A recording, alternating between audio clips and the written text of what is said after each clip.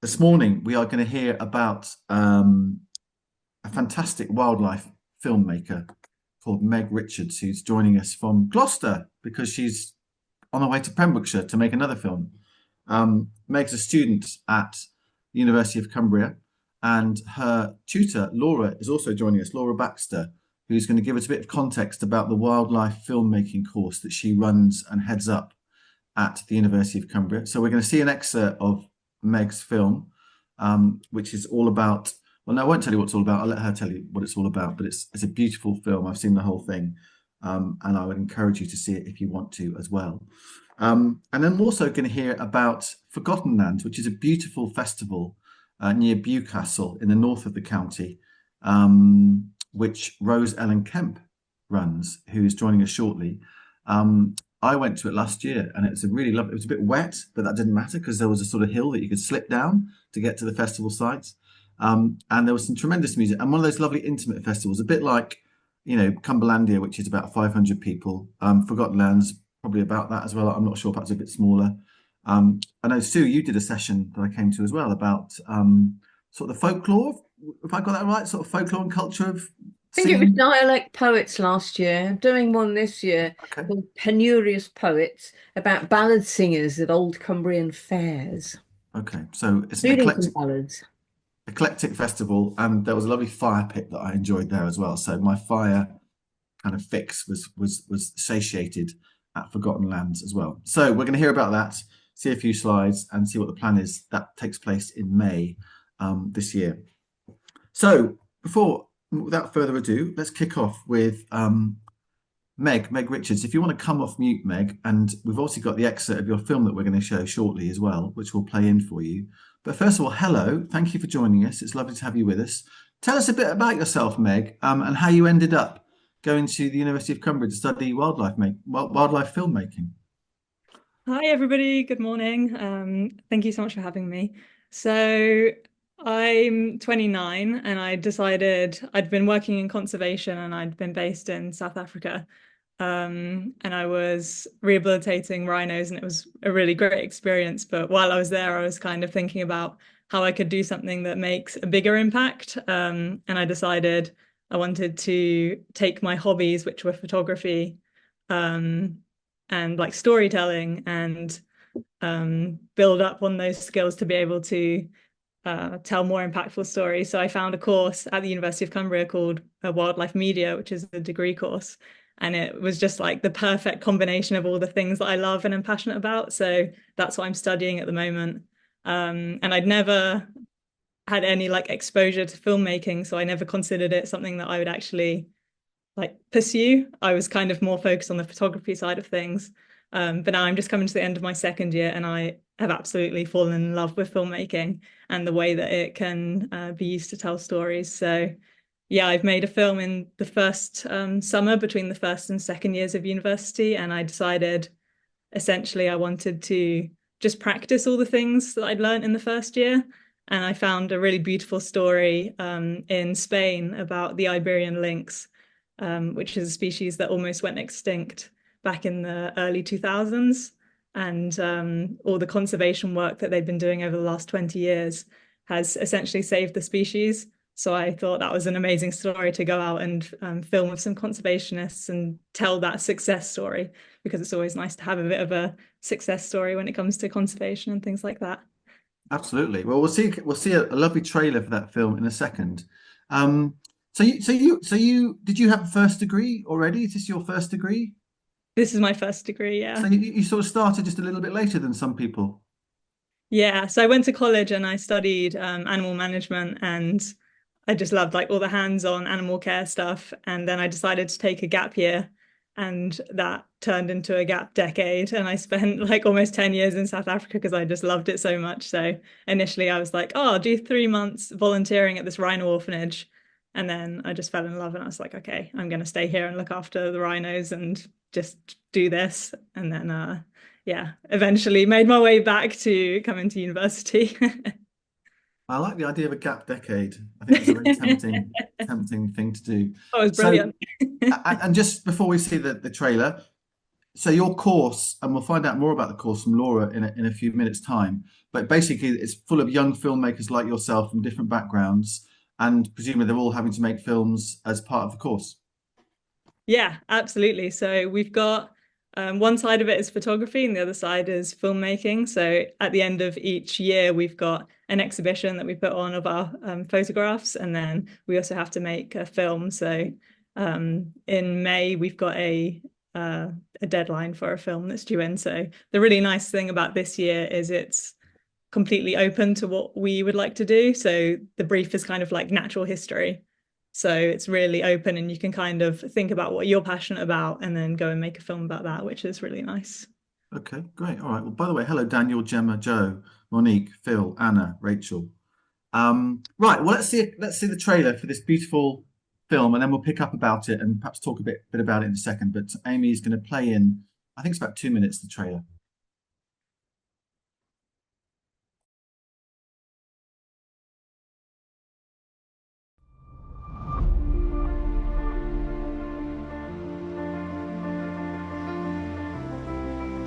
El lince ibérico estaba críticamente amenazado, que solamente quedaban poco más de 90 individuos para toda la península ibérica, repartidos en 2 núcleos que estaban completamente aislados, que los territorios estaban muy separados. Cada vez quedan menos espacios naturales donde el lince ibérico tendría viabilidad. The Iberian lynx is the mammal with the lowest genetic diversity, so our goal in captivity to maintain a genetic backup. We select each individual born in captivity in which area is going to increase the genetic diversity. El lince ibérico es un animal muy llamativo y que en general a la población le gusta mucho, entonces esto ayuda mucho a conservarlo. Uno de los retos más importantes a los que nos enfrentamos es a la conservación del medio ambiente.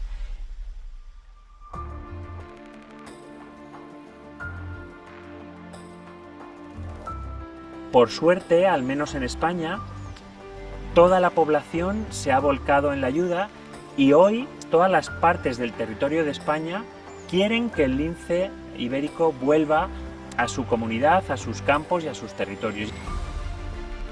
For us, it's absolutely amazing when we receive information this cat is living in the wild and is breeding in the wild and is introducing the gene, his gene in the wild.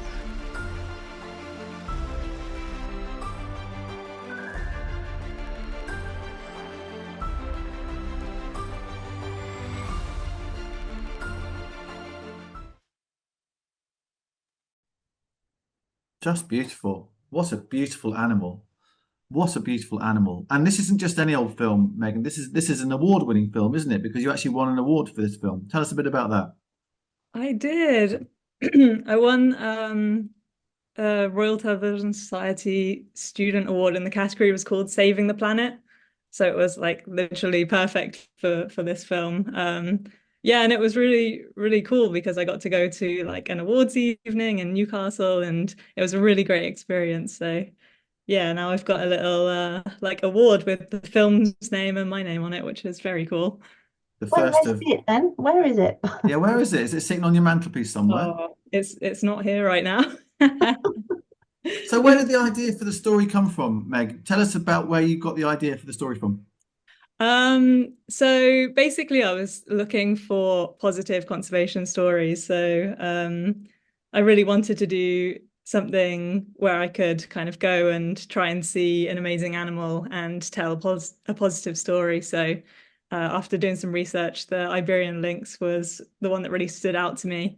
And I also liked the challenge of it because there's still so few in the wild, and it was going to be really challenging to actually be able to film it. And I quite liked the idea of having that as a challenge. And yeah, it was a fantastic experience. Did you actually do the filming yourself? Yeah, I filmed all of that. Yeah. So I did the filming, the sound, like every part of it, the editing. So for the actual shots of the Iberian lynx, they were all wild. And I spent 3 days in a hide, just sitting very, very quietly and hoping that they would come past, and I was really lucky that I was able to actually see them. And Amazing. the two chaps that you spoke to there, they're obviously people that you knew or that you found through research. Yeah, they're people I found through research. So before going out to Spain, I'd kind of had email conversations with them, and they were like sharing more information about the work they do and things like that. So I'd organized to go and meet with them and do interviews. Yeah, and they were absolutely lovely because I was really nervous because this is the first film I've made, and it's the first time I've sort of like interviewed people who aren't friends, like where I'm just practicing. So I was really nervous to do it, and they were so lovely, and it was a really great experience. Fantastic. And the final piece is about 9 minutes, 10 minutes, something like that. Yeah, it's 9.5 minutes. Yeah. Okay. And these, I've never heard of the Iberian lynx, I have to say, but what a beautiful animal. With little stubby tails. Is that right? Or was that chopped off? Ooh, I One think I saw wandering across the screen had a very short tail, it seemed to me. yeah. Yeah, I think they do, but they're gorgeous animals, aren't they? Little tufty ears. I mean, Yeah. is it, so the whole kind of telling a story about an endangered species and raising awareness, which is obviously what wildlife films can do, that was kind of quite close to your heart and what you wanted to try and achieve with it. Yeah, absolutely. That's kind of like the main goal for how I want to use filmmaking, is to tell conservation stories, but also like tell them in a way that's quite accessible and connects people to the stories. So, bringing the human element into it as well, and having people kind of tell their stories of how they're involved and why they're so passionate about it. Yeah. And you say this is your first film, so sort of what did you learn about yourself or about the process that surprised you? I was really nervous going into it, and I was very like before, because it was quite a big project where I was like traveling to go and do it and things like that. So before I left, I was kind of up and down with feeling excited to go and do it, and then feeling really nervous to do it.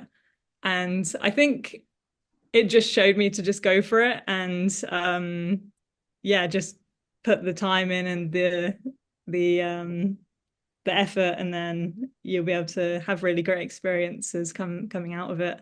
Yeah, yeah. Yeah. People saying in comments, gorgeous, your footage is very beautiful, very professional and awe-inspiring.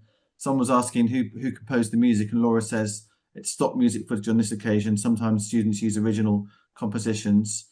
Kate's saying, I love the fact that dialogue is in Spanish. It immediately locates it and gives it atmosphere. Do you speak Spanish, Meg? I don't. And before I went there, so for about a year and a half before I went there, I was using Duolingo, which actually doesn't really help you learn that much Spanish. So I kind of like was at the point where I could sort of understand it, but definitely didn't have any confidence to speak it. And then when I say understand it, I could understand the most basic conversation. So trying to understand when someone's talking very passionately about the conservation of the Iberian lynx and all of the intricacies around that, obviously I could not understand it. But I'd said before I went there, I was more than happy for the contributors to speak in English or in Spanish, and I had my questions written out in English and Spanish. It was completely up to them. And I actually really like that it turned out one of them wanted to speak English and one of them wanted to speak Spanish, and I thought it actually turned out really, really great. So yeah, it was also just another element to it, which was yeah, really good. Yeah, I mean, I've seen the whole thing, and I think what Kate said in the chat there about it does actually root it when you've got someone speaking Spanish, obviously beautifully because they're Spanish. It takes you to Spain in a way that that you might not otherwise. Lovely stuff. Well, stay there, Meg, because I'm just going to cross to Laura now, Laura Baxter. And Laura, we can pull your slides up for you if you'd like in a second. But Yeah. before we do that, so is Meg your star pupil? Do you know, we've got a real track record of success with the Royal Television Society Awards, which is, I think, an interesting reflection of the students' talent and level of achievement. So in 2023, we had winners in this Saving the Planet category. In 2024 as well, and we actually went on to win the national category with the students' film that year. So that was against all students studying filmmaking in the UK. So that was amazing. And Megan's film will also do that. It'll go on to the national competition with the results known sort of later in the year. So it's just amazing. The students are so talented, and we've got a real community of them. We've got 54 students at the moment on campus studying wildlife filmmaking and photography. And it's a really sort of interesting course. It's a real blend because we've really got three focuses. We've got conservation is very central. So the students actually get a flavour, a bit like studying a bit of a BSc zoology. So we've got a member of staff who is Dr. Alex Playford, and she teaches biodiversity, covering species, identification, tracking, monitoring, things like innovations like camera traps and how technology is driving forward conservation as well. And then the students study photography and they study filmmaking. So there's this real sort of three focuses that they study. So it's a very diverse course, really sort of unique and interesting. The only similar one is down in Falmouth. To do a really good course down there that actually has a marine focus as well because of their unique location. But we're trying to make the most of the fantastic place that we're in, which is the World Heritage Site location of the Lake District and all the biodiversity on our doorstep. Yeah. Okay, great. All right. Well, we've got some slides for you here, Laura. I'm sure we don't need to go through all 36, but if you want to just ask Amy to move them on when you want to move on. I think just moving on, this is an example of an advert. We do advertise in BBC Wildlife magazine, so we get students that join us from all over the country. So at our last open day, I think it was everywhere beginning with B, so it was Bolton, Brighton and Belgium, because we do have a bit of a sort of input as well of international students, which is just amazing. So yeah, please progress through the slides. It's just to give a flavour of student work and opportunities. So this is the crew off Country File who were in the area a couple of years ago and said, we're in the area, would students like to come and join us? So you might recognise Ellie Harrison there, the presenter, but the sound man, the cameraman, the researcher with a notebook. So it's just giving students the insight as well into the different professional roles that are available. It's a really diverse area of employment. We've got the filmmaking industry, which is diverse in itself, with roles in camera, sound, lighting, etc. But we've also got conservation itself that students go into as well, working for government organisations, charities, wildlife trusts. The course is really hands-on. So you can see from that image there that there's lots of trips and visits. That's the Farne Islands, which you can sort of smell and hear before you see it, just full of vibrant bird life. Although the picture with conservation, Meg said it's great to tell positive stories, and that was wonderful with her film, but there's obviously a lot of challenge with sustainability, climate change, species loss and habitat degradation. So students are also trying to just make positive change by communicating some of these issues to people, because our students are all quite aware of the natural world, and an element of the general public are aware of the natural world, but there's a huge amount of nature disconnection as well, isn't there? So I think our students and staff really want to just bring in and shine a light on the issues that are happening. But this is just a couple of images on campus. We transformed the campus in May and June, which everyone's always very welcome to join us for, with a degree show at the end of the year, which is our graduating students' work.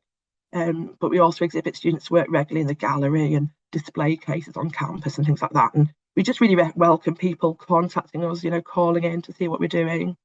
And there's some of our collaborative organisations, things like the Wildlife Trust, the RSPB, Tully House, which has got its amazing nationally significant natural history collection. So we're really blessed in this area. It's a wonderful place to do a course with an outdoor curriculum. So we are generally out and about a lot as well, aren't we, Meg? Like we go out and about on lots of trips, and I think that's what the students have to be, is resilient and capable to work outdoors in changing weather and interesting locations. The students are super passionate. This is the Wildlife Society that they actually run themselves. They meet every Wednesday afternoon, and we're always on the lookout for interesting speakers or projects to get engaged with. We have habitat conservation activities on campus, planting wildflowers and monitoring the species. The students have found 300 species now on our campus, which is brilliant. So we're really biodiverse as a place to study as well on our actual campus. And we want people to be confident, capable, able to work outdoors in lots of different locations, pick up lots of different technology and use it confidently. So there's one of our graduates, Paul, who is a brilliant cameraman now in the industry. And then I think there's just a flavour of student work. So this is the last slide with some writing on. It's just got a little bit of a summary of the sort of skills the students get. And then there's some lovely images of student photography that we could have a little look through. So many and varied, lots of the species that we're a stronghold for there, like red squirrels, still have them in Cumbria. And otters, which the students can walk over the road to see on the River Eden. So these are all student photographs, are All they? student photographs. Okay. Yeah, Beautiful photograph. That's a beautiful photograph. there's some lovely ones, and I thought it's just nice to have a moment to show some of them. So a tawny owl, located just a short walk from campus, and the next one's a lovely image because it's a tawny owlet, which is beautifully sort of camouflaged into the bark and the lichen on the tree there. And there's some more lovely photographs. The next one is a really interesting species, actually. It's a bee wolf, which is an insect that predates on bees. So at this point, it's captured the bee and it's flying off with it to go and take it into its little burrow that it makes in sand and soft soil. So the next image shows it digging away in the soft soil and the sand and it in its burrow. So these are all student photographs. So it's fantastic the work they're doing. I mean, the National Geographic sort of bred sort of quality photographs, and they're winning awards for the photography too, which is just wonderful. So it's great to have the opportunity to share their achievements. And Meg spoke so beautifully about her film. This is a student, Rebecca. She won an award, a national award for her photography. So there's just a couple of images of that coming up. It was a red squirrel image. Jumping, taken up in the cairngorms. So that was profiled at the University of Cambridge at the Mammal Society exhibition. So it's just great. The students are doing so well. The image full size is on the next slide. So nice one to see. So you can imagine there's lots of images that don't make it, but then you get an image like that she's. And your heart must just skip a beat when you realise you've got it. Yeah. So I think students take many photographs, and they take many hours of film, and then the magic often happens as well in the edit back on campus. But that's an award-winning image from her, and it's not always about beautifully cropped images of species. It's about finding out about the species and showing the behaviour. So some of the images coming up as well show really interesting animal behaviour. But yeah, here we go, star of the show today. Here's Megan with her film, and Megan on location. And it's fantastic to see Megan as well. You've had other success. You've got this film shortlisted in a Barcelona International Film Festival as well. Yeah, so it's not only done well here, but you're taking it further afield. This is a national award-winning film last year.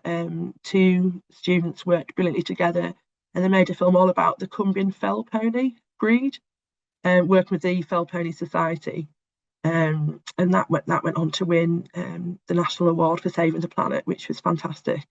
And those two students, one of them, George, is doing an MSc in conservation down south, and Abby is working for the Norfolk Broads Authority in conservation. So sometimes students, they go down a creative route, but sometimes their heart and their passion is also with conservation, and they want to make some direct change, and they work for conservation organisations. There's Abby in Georgia. And then if you just keep scrolling through, there's a couple of other students winning their RTS awards over the years. You're just showing off now, Laura. So yeah, but all these students, still in touch, still doing really well. Alex came from Cyprus there. He was fascinated by foxes. So the next slide is an urban fox.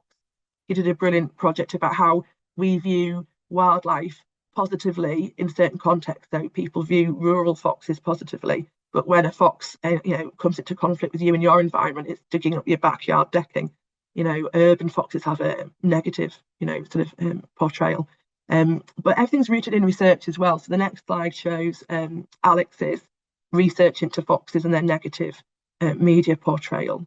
Yeah, we want to get the facts right. So everything's rooted in, important conservation facts and figures too. So the students are writing dissertations about things like how camera trap technology is driving forward wildlife monitoring, or the negative portrayal of foxes in the media, or why do we think positively about some wildlife more than others, and how that's a sort of cultural thing. So yeah, just lots of interesting work going on that I just wanted to give you a little snapshot of. And if you want to page through, I don't know if anyone knows what that is. It's always an interesting thing to ask. Does anyone know what that is. It looks like a football from the 1930s. Yeah, I don't know if there's anyone else. Cell dividing. Yeah, Tadpole. it's the start of that. Yeah. So that is frog spawn, up close macro photography. So we had a student do a brilliant series of images. It's something we're all fascinated with, isn't it? Especially at this time of year, the life cycle of frogs. And it was fascinating. He got a huge viral response to that when he put those photographs out online. So yeah, it's a close-up of frog spawn. And there's just a few other images coming up to show a few much maligned species that students are trying to say, look how beautiful and intriguing and interesting and vital to the ecosystem this wildlife is. So, spiders. We've had students, really interested in the variety of species of spiders that we have, other species as well. And also we can all do our bit with there's a really amazing app we can all get on our phone called iNaturalist, which is free to use. You can be your own citizen scientist, uploading your sightings of wildlife, and then you're really contributing as well as taking photographs of them, which is this student's photos here, but you're actually contributing to the knowledge of how they're doing as well. So this is where a lot of it's rooted in research too. But I'm sure that's enough of me and my bit, but I just wanted to give a bit of a flavour of the students' work and the students' images, and feel free to, keep rolling through them while we have a chat if you like. Thank you, Puffin. Mm. And what's your background, Laura? Are you a wildlife photographer or filmmaker? I do take wildlife photographs, and my husband is a complete twitcher. So he at one point had a pager, and if it went off with a rare bird, he'd be off down to Norfolk in 5 minutes. But getting married and having kids, he's had to sort of compromise on that. And he had a lot of very expensive photography gear as well. But I'm actually a fine artist by background originally. So I did a degree in fine art and art history at the University of Leeds. And then I did a museum and gallery studies MA at Newcastle University. So I'm really interested in sort of curation and exhibitions. Yeah. But love supporting the students on this course. And we've got an amazing team. So we really need to just quickly mention them. We've got Keith Partridge, who is an Emmy Award-winning filmmaker. He worked on Touching the Void, for example. He's just been doing some talks at Reged about the Everest exhibition. He's summited Everest a number of times. So he's the gentleman who's been teaching the filmmaking skills to Megan, who's a brilliant asset. And we've got another member of staff, John Chappell, who joined us from the BBC camera sort of training programme. And he's worked around the world and has a career of 30 years. So we've got some amazing staff, along with Dr. Alex Playford, who's the biodiversity zoology lecturer. So that's just a bit of a picture of the team that we've got supporting the students. As Amy says, what a wealth of talent in Cumbria, and what a brilliant course. Kate, really great to hear about and see. Thanks, Laura. And Rosie, impressive curriculum. Great stuff. Thank you very much, Laura, for giving us that overview of the course and obviously the hugely successful nature of it as well. Meg, just to finish, so what's next for you? You're in Gloucester, but you're on your way to Pembrokeshire. What are you going to do over there? Make another film? Yeah, so I'm going to make a film for this module, and it's going to be, I've decided to make like a slightly more creative one. It's going to be about the dawn chorus, and I'm kind of planning that I'm going to go to Pembrokeshire and film the dawn chorus where there's not really any other noise, and then slowly introduce like human noise, like the road traffic and different noises, to kind of take people on a journey where it starts off really immersive and beautiful, like you're in the middle of nowhere just surrounded by nature, and then introduce the human element where there's a shift where the human sounds start to take over from the bird song. So it'll be a nice like creative project, and it focuses a lot on sound, which isn't something I've like focused on too much before. So it'll be a good challenge. And when will that see the light of day, do you think? Well, it's due in May, so okay. So that's the deadline. So it'll be done by then. Okay. And I suppose, yeah, I mean, obviously sound is a really important part of filmmaking, as well as what you see, it's what you hear. Yeah, absolutely. So it's going to be nice to kind of focus on that and really make it immersive using sound. So that should be good. Well, good luck with that. And I hope your clear pedigree of success in making brilliant films continues. Thank you very much for sharing that. And if people want to see the full 9 minutes, are you able to stick a link into chat or something, Meg? Yeah, sure. Let me Just I will do that, is it yeah. available to watch on some platform somewhere? Yeah, it's on YouTube. Okay. Yeah, and it's 9.5 minutes. But yeah, I'll go on YouTube and I'll get a link and I'll put it in the Yeah, chat as great. well. All right. Well, Meg and Laura, thanks ever so much for sharing that. Do stick around because we've got some more interesting stuff to talk about as well. And, you know, if we can continue to have a relationship with what you're doing and perhaps, you know, talk about the gallery space, all that kind of thing as well at university, perhaps use that a bit more, that would be fantastic. Lovely, thank you. Yeah, absolutely lovely. And lovely to see all those images and what clever students there are working away at the University of Cumbria. Lovely stuff. Thank you ever so much. Thank Right, you. well, let's go north from Carlisle now towards Bewcastle, where there is a beautiful festival called Forgotten Lands that certainly took place last year because I was at it, and it's taking place again this year towards the back end of May. And Rosellen Kemp is the person in charge of it. Hello. Hi, great to have you with us, Rosellen. Nice to see you again. Thanks for And I having know me. Rosie Galloway Smith also has a small role, or perhaps a big role to play this year as well, and is doing something small as well. But anyway, Roseanne, thank you for sending some slides through. Let's get those slides up and talk us through how things are shaping up and a bit about the history of Forgotten Lands. Well, first of all, why is it called Forgotten Lands? It's called Forgotten Lands because the Farmers Network felt very hard done by, and probably rightly so, because they're in a very small part of the country that nobody knows about, and there's very few of them, and there's very few monies to go around. So they branded it Forgotten Lands, the small area of the debatable lands, really, that little corner of North Cumbria. So I asked them if it was okay to call the event that, and they seemed happy. Excellent. Well, take away your slides. We'll shift them on when you say next slide, please, and tell us a bit Yeah, about next it. one, please. The most exciting thing this year is Rosie's involvement. This is a beautiful piece that Rosie's made specially to be our little poster. And she's remade the Bewcastle Celtic cross, the headless cross, very famous. She's remade that, but rave. The Bewcastle cross, but make it rave, please. That's what she's done here. And this will also manifest as, did we make it 4 meters or 6 meters, Rosie? It's about 5.5, 6 meters, I think. So Rosie has sent off for this to be printed onto canvas, and we'll fill it with we'll make a frame for it and fill it with lights, and it will be a life-size rave cross in the middle of the field, which is very, very exciting. And we looked into getting. We don't really have anybody on our team who does funding for a living, who goes after funding for things. So we looked into it, and we could have got a £30,000 grant from the taxpayer and all that stuff, but it would have cost me days and days and days of my life in admin. And me and Rosie have made it happen for 400 quid.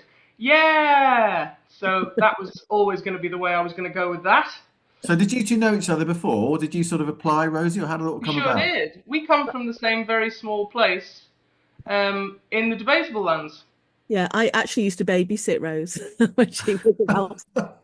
I always had Rosie down as a debatable person. Yeah. Well, Rose's mum, Maddie, has been a very good friend to my mum over the years as well. So that's one of the reasons I've been giving my time and effort to this is, I feel that, my mum gave a lot to the Bewcastle community, and I want to give something as well now that she's moved away. So I feel like the sense of place is very strong. When you come from there, it's an extraordinary place to come from because there really is nothing. There are no buses. There's nothing really. I mean, they take the bins, but that's pretty much it.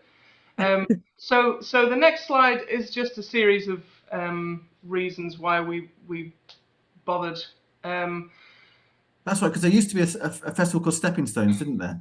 They did, yeah. That wasn't run by me, but it was the brainchild of Maddie, my mum. So she wanted a place where the people that come to our workshops could get together, but also that was a local event so they could kind of show off local culture and local history and hopefully local music as well, although that's been a bit challenging. But we wanted to make a really high quality music festival, essentially, just like Brampton Live used to be, and because we've got no funding, we could never make something that invited Loudon Wainwright and La Boutine Souriant, we couldn't make that happen. We're not underwritten by the council or anything like that. So we are doing the very best with what we have, and we're pulling strings left, right, and centre, musically speaking. But we could really do with more people on the ground from local, because on our local pricing structure, if you're from CA6, if you're currently living in CA6, you pay £25 for your weekend ticket. If you're from CA1, 2, 3, 4, or 8, you pay £55 for your ticket. And if you're from anywhere else in the world, and about 80% of the people who come will be from somewhere else in the world, they're going to pay 115. So we are trying very strongly to build something that happens in the place with people from that place. And they would much prefer we put country music on, but we're not willing to compromise. So, we're trying to make something different happen where we are, which is a challenge. So next slide is going to show you exactly where we are. That is where we are. We're up above Carlisle and to the right a bit, about 20 miles north of Carlisle. And the next slide will show you how we started. The next slide is Stone's Barn. So that's where we do our singing workshops. We do poetry and songwriting and all sorts of other stuff. This year we've got Belinda Rahuli doing a songwriting course. We've got Rick Kemp, my dad, he's doing his usual songwriting course there. We've got Martin Carthy, we've got Jackie Oates. These are great names. These are great names. Nancy Kerr. I mean, it's extraordinary that they bother coming all the way up here to come and teach singers. It's extraordinary, but they do, and it's because we make it such an extraordinary, lovely experience, and we've been working on that for 24 years. This is the 24 years mark at this point, and it seems to have flown by. So yeah, the next slide will show you about Bewcastle, which is an extraordinary place that you can visit all of the tourist spots in about 5 minutes flat. So the cross and the castle, and then the lime kilns, which are still pretty well formed, and the partially Norman church, the extraordinary graveyard full of lots of Reaver names, are all within about 500 yards of each other. So it's a great afternoon out, especially if you're a cyclist. So come to Bewcastle, it's great. And the next slide will tell you that the whole point is not just to bring great music, but also the heritage of Bewcastle, which we're very passionate about. And the next slide is just the fact that humans need ceremony. We all need ceremony in our lives. It's a really elemental part, same as we all would do better if we sat in front of a bonfire every now and again, or if we sang, or if we danced. These are all very elemental human things. So, and the next slide is the quality of music. We're just really passionate about getting the highest quality music we can, and dragging musicians from other parts of the country, from the cities they're perfectly comfortable in, to a field in the middle of nowhere. Are you about to talk up? Are you about to talk up who's coming this year? Yeah, I am.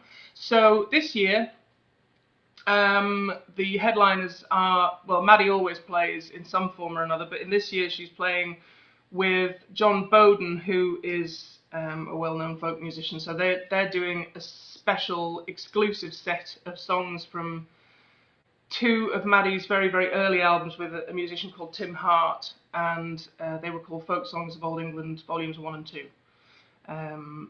Very sort of seminal albums from the revival. And they are playing songs exclusively from those two albums, which is, I think that they've only done it once before at one other festival. I don't think they'll be doing it again, so that's exclusive. And Blackbeard's Tea Party are going to be playing Up a Storm on the Sunday night. And Andrew Sinclair is going to be bringing all the rock. He does the rock covers.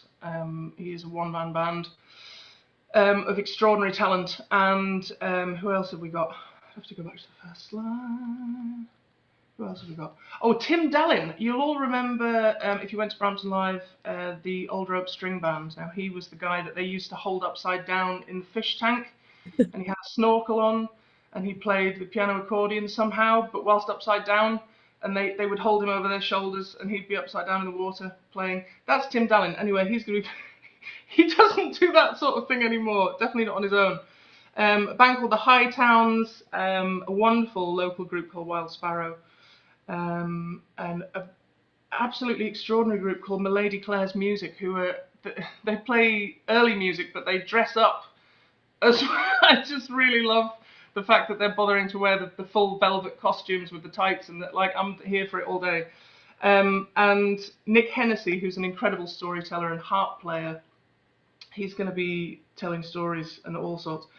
A new band called Bridge and Bowden, Leatherer, who are a local band, 8 Strings and a Typewriter, they're a local tunes group. Lyle Tetherer, look out for them, they are up and coming, and they were based in Cumbria for quite a long time. And most importantly, we have a local group who are a Flanders and Swan tribute, and that is what I'm looking forward to the most, apart from the dressing up and the being held upside down in a fish tank and all that. It's the Flanders and Swan tribute for me. Yeah. And me. Workshops and all sorts. Oh, and yeah, sorry, Sue, darling, did I not mention you? I was talking about the music, wasn't I? And you're not playing for us this year, but you are doing a talk. And there's Might involve the old song. Yeah. So there's workshops, and there's forest schools, and there's kids' craft activities, and there's pub quizzes this year. There's music sessions, there's all sorts. There's everything you'd ever want from a small festival. Great. Beer and scran. Beer and scran, yeah. Well, we're all there for the beer and the scran, really, but the music happens at the same time. Is the beer local? Is the beer local? The beer is from Northumberland, so okay. It's the first and last brewery who have been very good friends for a long time, and the other connection we had was with Twice Brewed. So yeah, that's where all our cask ale comes from. Great. And the community is what we've built up over the years. We would love a few more local people to get involved, but the community is the community that has gathered non-geographically, and we are grateful for them. They are all great friends and family now. So it's an extraordinary undertaking, and we could do with some more help. If anybody fancies this kind of work, or if their local festival has shut down and they want to be a steward again, let us know. Great. And why do you do it, Rose Ellen? That's a very good question, Tom. It really is. That's the sort of thing I would be asking myself on the Tuesday afterwards, still covered in mud. The third slide gives you a series of reasons, but Cumbria has the potential to fall into family groups like the Reivers quite quickly if left to its own devices. So community events like we had before Foot and Mouth, we had so many of them before Foot and Mouth, largely agricultural things. But now we can't move animals quite so easily. Those are very difficult to put on and they're very expensive.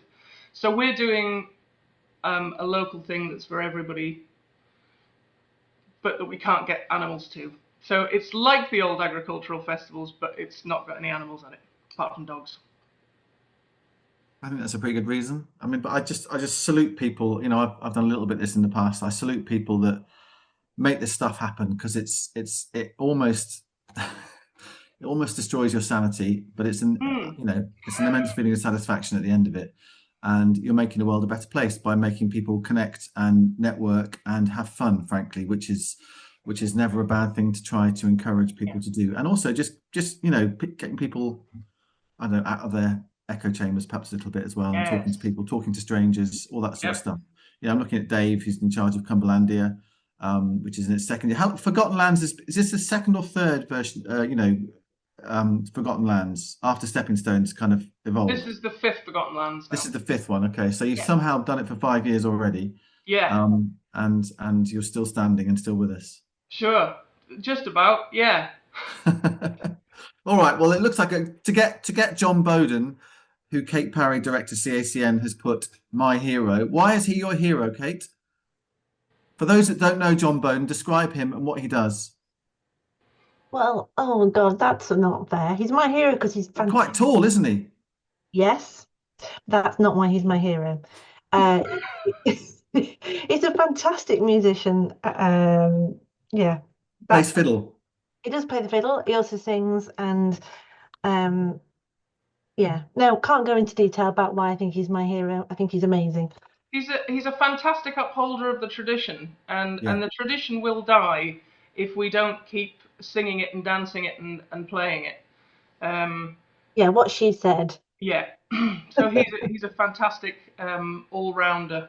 You know, he knows everything about everything. So you know, a good keeper of the tradition. And Yeah. his son is in Bridge Bowden, so his son is playing this year as well.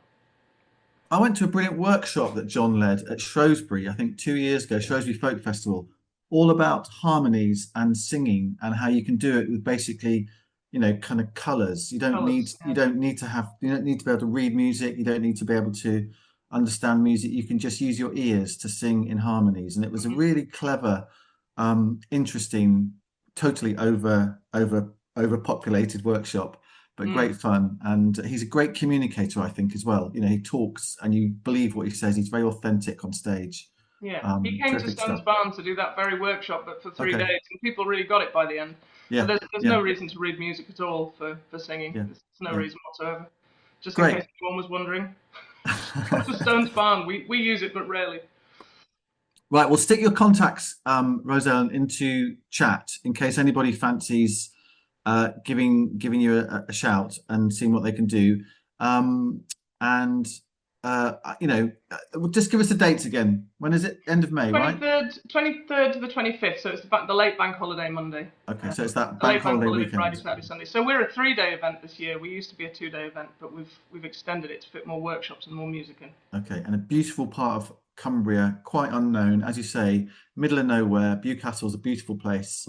Been there a couple of times, and you know, that whole peace and quiet bit of it all is lovely too. All right, thank you ever so much for coming on, Rosellen and Rosie, and good luck with it all. And that piece that you've made, Rosie, looks absolutely stunning on the slide. So that's going to be a real highlight as well.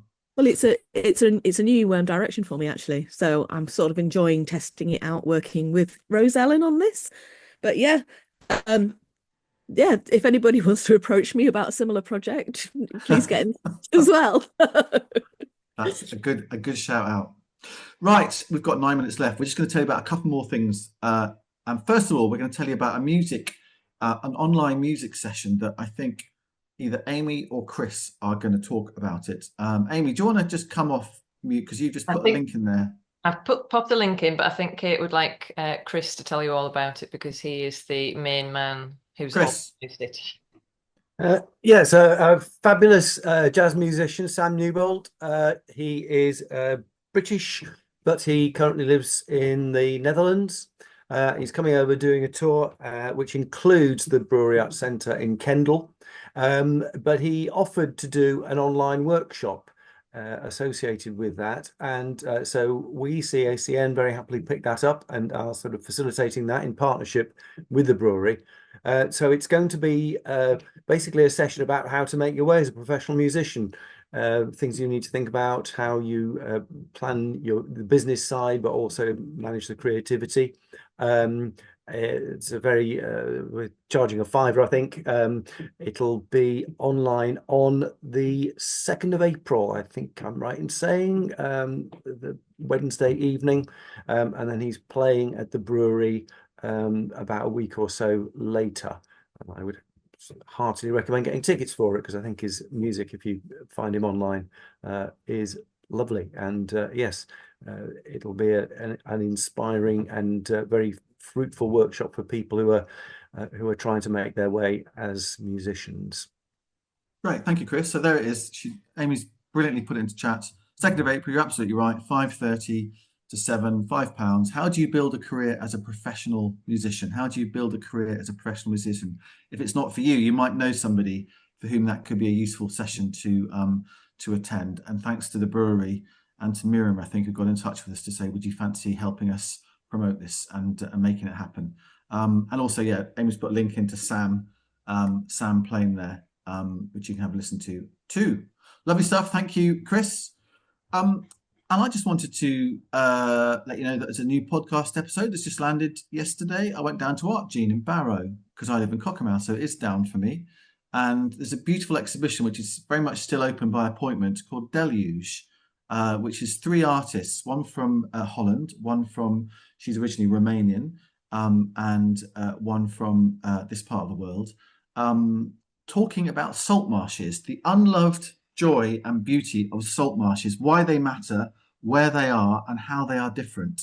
There's a couple of little bits of film I just wanted to show you, actually, which, if you haven't been to Art Gene, gives you a little flavour of Art Gene, and also one of the huge 9 by 3 metre photographs that one of the artists, Oscar, took as well. So, Amy, if you've got those 2 little bits of film, we'll just show those as well. This is going into the gallery. This is my little piece to camera, except you don't see me.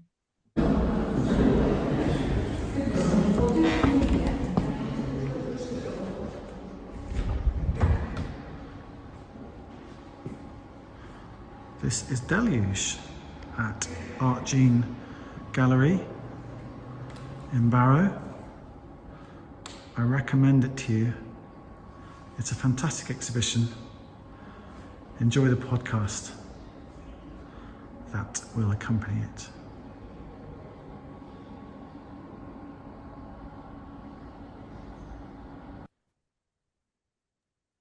Wow, well done. The acoustic is dreadful in that room, so you did really well there. Of course, Joe, you're on the ball. I think that's RTS award-winning documentary making, and it's in 35 seconds. Joe, you're there. Tell us about Deluge, and then we'll show a little time lapse of Oscar's image being put up on the wall.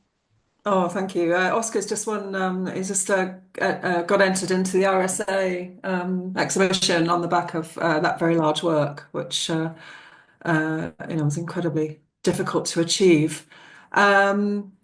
Yeah, so it was part of a project led by a Scottish organisation called Art Walk Porty in Edinburgh. It was a 3-way travelling residency, so the 3 artists went to all 3 places: Netherlands, Scotland, and Barrow. And it's a real artistic celebration of salt marsh as an unsung hero of carbon capture, but also sheds light on the way that this landscape, just like peat, can release carbon, can release our filthy waste if we don't look after it properly. So yeah, it's worth a look, and it's multifaceted, 3 different kinds of art forms, or 4 actually. Beautiful piece of writing as well, commissioned for the show, and thank you for promoting it. Appreciate it. Pleasure. So this is thank you, Joe. This is I asked Oscar, how on earth do you get a 9 by 3 photograph put on the wall? So we'll just roll this, but he made a little time lapse. There's Maddie. Of how on earth they do it. It's a beautiful photograph of a salt marsh, and these are little bubbles that were created to try and talk about, get you to think about what salt marshes are and what they do.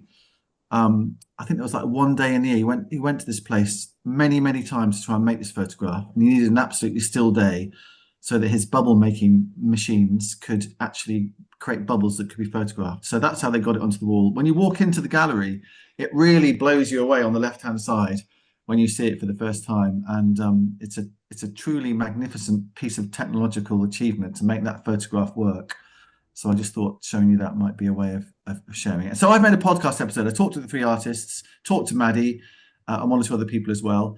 And there it is, about 25 minutes if you fancy to listen to that. There's lots of other episodes of interesting things as well. So that is sitting on the CSM website or Spotify or wherever you get your podcasts from. Phil's put that John Hegley, who's a genius, is playing a gig at the George Hotel in Penrith on the 3rd of April. Amy went to see Deluge. Tell us what you thought, Amy, of Deluge.